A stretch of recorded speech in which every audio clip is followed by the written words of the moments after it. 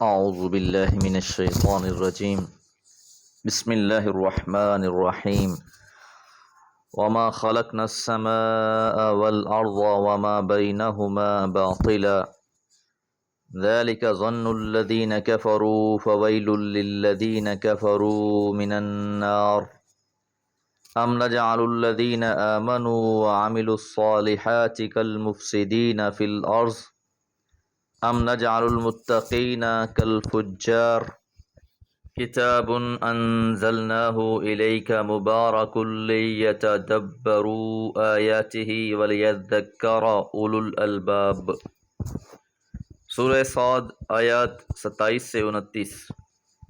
حضرت داؤد علیہ السلام کا واقعہ بیان فرمانے کے بعد دوبارہ مخاطبوں کی طرف التفات ہے۔ وما خلقنا، اور نہیں ہم نے تخلیق کیا، السماء آسمان کو، والارض اور زمین کو، وما بینہما اور جو ان کے درمیان میں ہے، باطلا عبث فضول بے مقصد۔ عمومی طور پر قرآن مجید میں جہاں آسمانوں کی تخلیق کا تذکرہ ہوتا ہے وہاں جمع کا لفظ آتا ہے، الذی خلق سبع سماوات۔ یہاں صرف آسمان دنیا کا ہی تذکرہ کیا گیا ہے، کیونکہ انسان زمین کو دیکھتا ہے، آسمان دنیا کو دیکھ سکتا ہے۔ اب اس سے جو اوپر کے 6 آسمان ہیں وہاں تک نہ انسان کی پہنچ ہے نہ سوچ ہے، سوائے یہ کہ جو لوگ ایمان لاتے ہیں۔ اور ساتھ یہ بھی فرما دیا کہ وما بینہما باطلا، کہ جو ان کے درمیان میں بھی ہے، کہ زمین و آسمان کے درمیان جو کچھ تخلیقات ہیں، جو کچھ اللہ نے پیدا کیا ہے، بنایا ہے، وہ بیکار نہیں ہے، وہ بے مقصد نہیں ہے، بلکہ ایک دن ایسا آنے والا ہے جب ہر شخص اپنے رب کے سامنے جواب دہ ہوگا، کس نے اللہ کے دیے ہوئے اختیارات کو صحیح استعمال کیا اور کس نے ناجائز فائدہ لیا۔ اس دنیا میں نیکی اور بدی رکھ دی گئی ہے، کون خیر کی راہ اختیار کرتا ہے، کون شر کی راہ اختیار کرتا ہے۔ تو اللہ تعالیٰ نے اس دنیا کو باطل پیدا نہیں کیا بلکہ حق کے ساتھ پیدا کیا ہے، اور اس حق کے ظہور کے لیے قیامت کا دن مقرر ہے جس میں ہر شخص اپنی نیکی کا صلہ پائے گا، اور جس نے بدی کی ہوگی وہ اس کی سزا بھگتے گا۔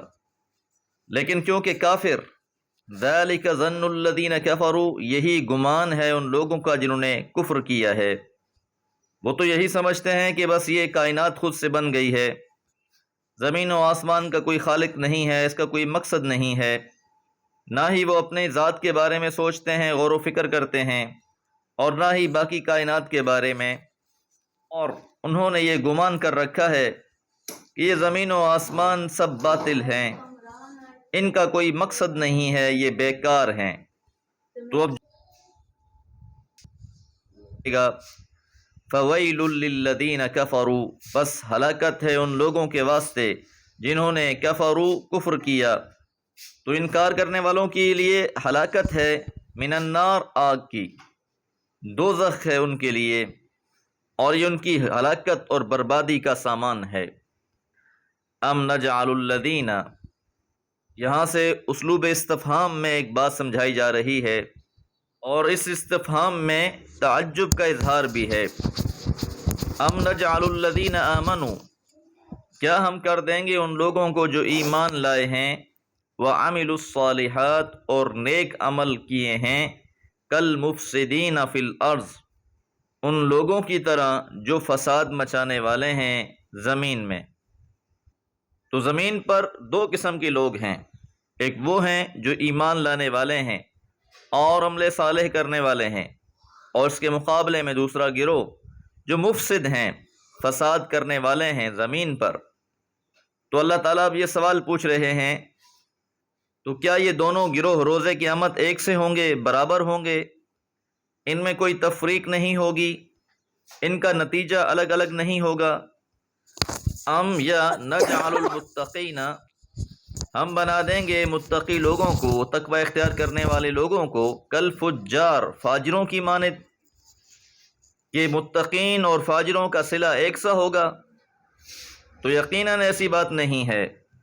دنیا میں بھی اگر کوئی شخص بہت سے نوکروں اور غلاموں کو ایک کام پر متعین کر دے، ان میں سے کچھ تو آقا کا حکم بجا لانے والے ہوں، اس کی اطاعت کرنے والے ہوں، اور کچھ ان میں سے نافرمان ہوں، کام بنانے کے بجائے اسے بگاڑنے والے ہوں، تو کیا مالک کا سلوک دونوں سے ایک سا ہوگا؟ کیا وہ یکساں سلوک کے مستحق ہوں گے؟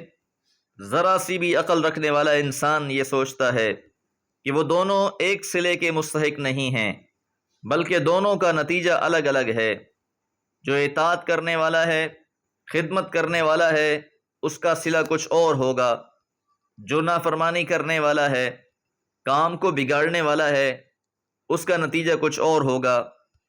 تو اسی طرح یہاں یہ بات اللہ نے ارشاد فرمائی کہ کیا ایمان لانے والے اور مفسد ایک سے ہوں گے؟ کیا تقوی اختیار کرنے والے اور فاجر لوگ ایک سے کر دیے جائیں گے؟ تو یقیناً جواب نفی میں ہے۔ نیک لوگوں کے لیے، ایمان لانے والوں کے لیے، تقوی اختیار کرنے والوں کے لیے انعامات ہوں گے، انہیں ان کی فرمانبرداریوں کا بہترین صلہ ملے گا، انہیں خوش کر دیا جائے گا۔ اس کے مقابلے میں مفسد اور فاجر لوگوں کو دوزخ کا ایندھن بنا دیا جائے گا۔ وہ چیخیں گے، چلائیں گے، معافیاں مانگیں گے، لیکن ان کی صدا سننے والا کوئی نہیں ہوگا۔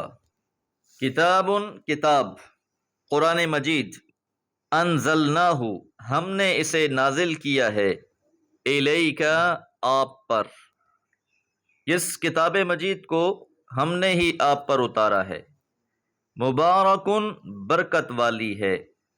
کتاب موصوف، مبارک اس کی صفت بیان کی گئی ہے۔ کتاب مبارکن برکت والی کتاب، انزلناہ الیک ہم نے نازل کیا ہے آپ پر، اور ساتھ اس کے نزول کا مقصد بھی بیان کر دیا گیا، لیدبروا تاکہ کی آیتوں کو پڑھیں، سمجھیں، غور و فکر کریں، یہ اس کتاب کا مقصد ہے۔ پر افسوس کہ اکثریت ہم میں سے اس مقصد سے آری ہے۔